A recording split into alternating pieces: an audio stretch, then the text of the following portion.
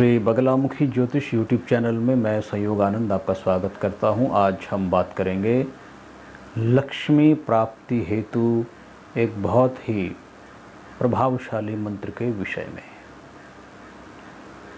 वैसे तो माँ लक्ष्मी को प्रसन्न करने के लिए शास्त्रों में अनेक प्रयोग दिए गए हैं, मंत्र प्रयोग दिए गए हैं, अनेक विधियां दी गई हैं, अनेक माध्यम दिए गए हैं कि आप इन मंत्रों का, इन उपासना पद्धतियों के द्वारा महालक्ष्मी की कृपा को प्राप्त कर सकते हैं।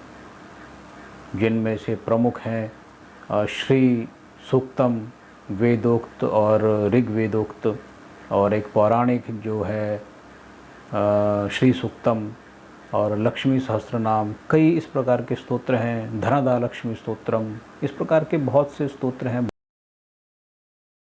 भगवान शिव के भी कई स्तोत्र हैं जो दारिद्र्य दहन के निमित्त जिनका पाठ किया जाता है, जिनका उच्चारण किया जाता है, जिनकी स्तुति की जाती है।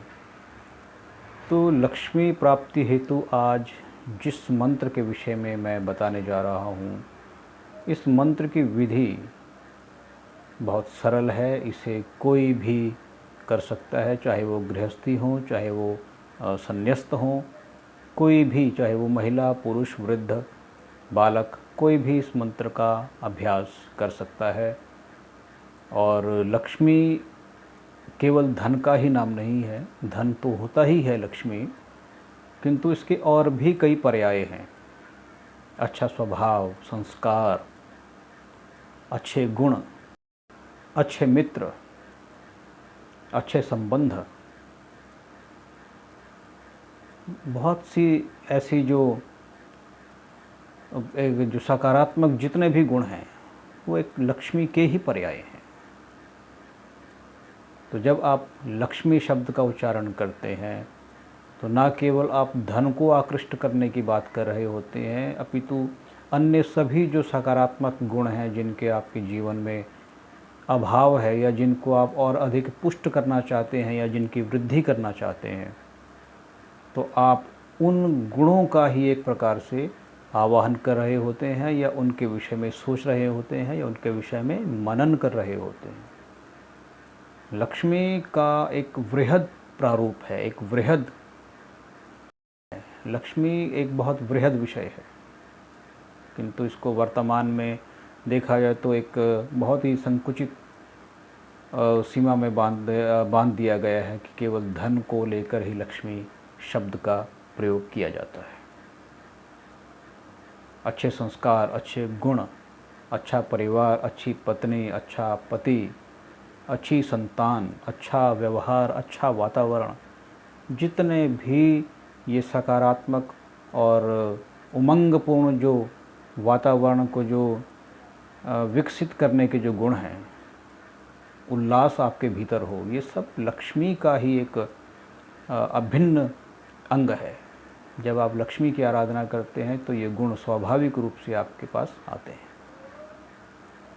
तो इस मंत्र का अभ्यास आप कभी भी किसी भी शुक्ल पक्ष की प्रतिपदा से कर सकते हैं, नवरात्रि काल में कर सकते हैं, और श्रावण मास में कर सकते हैं, भाद्रपद में, किसी भी महीने में, किसी भी मास में आप इसको कर सकते हैं। शुक्ल पक्ष की प्रतिपदा से आरंभ इसको आप कर सकते हैं।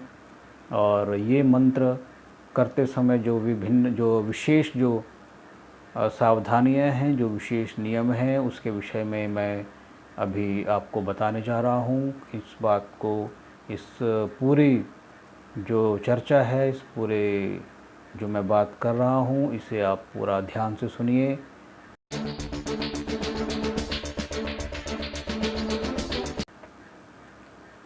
महालक्ष्मी, एक तो आपके पास लक्ष्मी जी का एक बहुत सुंदर चित्र होना चाहिए। यदि संभव हो तो एक ऐसा चित्र आप लेकर आएँ जहाँ पर महालक्ष्मी बीच में खड़ी हुई हैं कमल के आसन पर, और दोनों ओर गज हैं, हाथी हैं, और वो अपने सूंड में 2 कलश धारण किए हुए हैं और उससे महालक्ष्मी का अभिषेक कर रहे हैं। इस प्रकार का एक चित्र आप अपने पूजन कक्ष में, पूजा की जो चौकी है, पूजा का जो मंदिर है, उसमें आप स्थापित करें। उनका जो आसन है वो गुलाबी रंग का हो तो बहुत अच्छी बात है। रेशमी कपड़ा हो, गुलाबी रंग हो, और उस पर महालक्ष्मी को विराजमान आपको करना है। उसके बाद में उनके दाएं ओर, आपके बाईं ओर हो जाएगा, उनके दाईं ओर महालक्ष्मी का जो चित्र है, जो उनका स्वरूप है, उनके दाईं ओर आप दीपक लगाएंगे गोघृत का, गाय का जो घी होता है शुद्ध, उस घी से आप दीपक प्रज्वलित करेंगे। बाईं ओर धूप आपको सुगंधी जो है वो वहाँ पर लगाना है। उसके उपरांत कुछ प्रसाद जो भी आप के पास उपलब्ध है या आप पहले से उसकी व्यवस्था करके रख सकते हैं, कुछ भी मिष्ठान्न और फल इत्यादि, इनकी व्यवस्था पहले करके रखेंगे।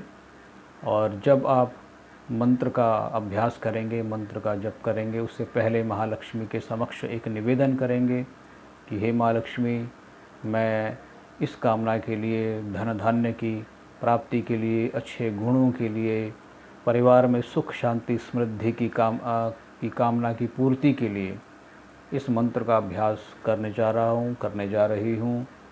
मेरी इस कामना को आप पूर्ण करिए और मेरी रक्षा करिए, मैं आपकी शरण में हूँ। इस प्रकार से इन शब्दों में आप अपने शब्द भी, अपने भाव भी जोड़ सकते हैं। उसमें आप कुछ और पंक्तियाँ, कुछ जो आपके भाव हैं वो आप उसमें ऐड कर सकते हैं, उसमें आप सम्मिलित जोड़ सकते हैं, सम्मिलित कर सकते हैं। साथ में ये आवश्यक नहीं है कि आपको ये शब्द बोलने ही हैं। जब आप बैठें जप करने के लिए, तो मानसिक रूप से हाथ जोड़कर भी आप ये अपनी प्रार्थना निवेदित कर सकते हैं। जप करते समय आपका जो मन है वो शांत होना चाहिए। मन के जो विचार हैं वो, उन पर आपका नियंत्रण होना चाहिए। जितने समय भी आप पूजा के आसन पर बैठे हैं, जितने समय भी आप जप करने वाले हैं, उतने समय तक अपना मोबाइल फ़ोन आपको बंद रखना है या उसे साइलेंट मोड पे रख देना है। और आपका जो मन है पूर्ण रूप से जितने समय भी आप जप के लिए बैठे हैं, उतना आपको जप पर ही अपने आप को फोकस करना है, उतना ध्यान आपका जप में ही केंद्रित होना चाहिए। तभी मंत्र का लाभ आपको जल्दी प्राप्त होता है। लाभ तो होता है, वैसे भी लाभ प्राप्त होगा, किंतु उस समय में उस विधि का पालन ना करते हुए जब आप करते हैं तो होता तब भी लाभ है, किंतु उसमें थोड़ा विलंब होता है। क्योंकि जो भी हम कार्य यदि नियम का पालन करते हुए करते हैं, अनुशासनात्मक ढंग से करते हैं, तो कार्य की सफलता जल्दी प्राप्त होती है। तो इस प्रकार से जब भी आप जप आरंभ करें, अपना मन पूर्ण रूप से शांत हो आपका, और माँ के सामने बैठें। और यहाँ पर आप पहले प्राणायाम कर सकते हैं, अनुलोम विलोम का अभ्यास कर सकते हैं 5 बार या 11 बार। इससे कि आपके अंदर एक स्थिरता आती है, आपका जो बाह्य जो जगत है उससे तारतम्य थोड़ी कुछ समय के लिए कट जाता है, आप में स्थिरता आती है और आप जप में, साधना में आगे बढ़ने में सरलता महसूस करते हैं, अनुभव करते हैं। उसके पश्चात हाथ जोड़ करके माँ का ध्यान करना है, उनका आवाहन करना है, मानसिक रूप से उन्हें प्रणाम करना है। और जो सामने तस्वीर है, चित्र है या प्रतिमा है, उनको आपने तिलक करना है। यदि आपको अधिक मंत्रों का ज्ञान नहीं है तो तिलक करते समय आप ओम महालक्ष्म्यै नमः बोल सकते हैं। तिलक करें ओम महालक्ष्म्यै नमः। उसके पश्चात पुष्प अर्पण करें ओम महालक्ष्म्यै नमः। उसके पश्चात धूप अर्पण करें महालक्ष्म्यै नमः। उसके पश्चात दीप दिखाएं महालक्ष्म्यै नमः। इसके पश्चात जो प्रसाद है, कोई भी नैवेद्य जो बहुत अच्छा हो, वो आपने उनको निवेदन करना है।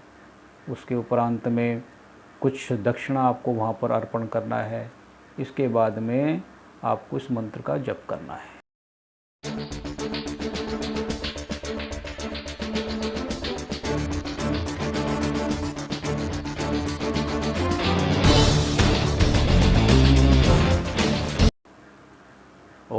श्रीं ह्रीं श्रीं कमले कमलालये प्रसीद प्रसीद श्रीं ह्रीं श्रीं ओम महालक्ष्म्यै नमः। इस मंत्र का आपको जप करना है। जितने भी समय आप बैठें उतना मन आपका माँ के चरणों में रहना चाहिए, उनके श्री चरणों का ध्यान करना है। और इस प्रकार से आप नियम अपने अनुसार बना सकते हैं कि आपको 3 माला का जप करना है, 5 का करना है, 7 का करना है, कितना जप आप करना चाहते हैं। नियम से इस विधि का पालन करिए। पालन करने के बाद में जो प्रसाद है उसको सभी लोग, परिवार के जितने सदस्य हैं सभी में वितरित कर दीजिए। जो दक्षिणा आपने वो रखी थी वो दक्षिणा को आप किसी भी जो आसपास में जो भी माँ लक्ष्मी का मंदिर हो या लक्ष्मी नारायण भगवान का मंदिर हो, उस मंदिर में वो जो दक्षिणा है वो आप निवेदित कराएं उनमें, ताकि इस मंदिर में जो भी कोई सेवा कार्य चल रहा हो उससे उनमें वहाँ पर सहयोग हो सके। तो इस प्रकार से आपने इस मंत्र का अभ्यास करना है। जो नियम आपको बताया है इसको आपको पालन करना है। और यदि इसके विषय में आप और अधिक जानकारी प्राप्त करना चाहते हैं, विस्तृत जानकारी, पूर्ण जो विधान जानना चाहते हैं, तो उसके लिए हमारा नंबर दिया गया है। आप हमें कभी भी कॉल कर सकते हैं, व्हाट्सएप कर सकते हैं और वीडियो कॉलिंग के थ्रू हमसे आप बात कर सकते हैं। किसी भी तरह से आप यदि चाहें हमसे संपर्क करना तो बहुत सरल है हमसे जुड़ना, हमसे बात करना। तो इन्हीं विचारों के साथ अपनी वाणी को मैं विराम देता हूँ। दोबारा किसी अन्य विषय को लेकर उपस्थित होऊंगा। तब तक के लिए धन्यवाद। नमस्कार।